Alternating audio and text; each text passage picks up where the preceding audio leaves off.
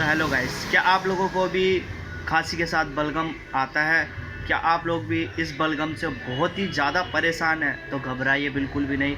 तुम्हारा भाई लेके आ चुका है आज ऐसा सिरप जो कि आपका बलगम कर देगा बिल्कुल ही ख़त्म। तो गाइस, ये है ब्रोजीडेक्स सिरप। ध्यान से देखिए, ब्रोजीडेक्स सिरप नियर बाय शॉप पे आपकी अवेलेबल होगा और बहुत ही कम प्राइस में आपको मिल सकता है, 120 के आसपास। तो गाइस, इसको आधा कप गर्म पानी में 1.5 ढक्कन डाल के आप पी सकते हैं सुबह शाम। आपका बलगम बिल्कुल ख़त्म हो जाएगा, गारंटी के साथ श्योरिटी लेता हूँ मैं पूरी। तो thank you so much, watch my video और लाइक और सब्सक्राइब करना ना भूलें प्लीज़।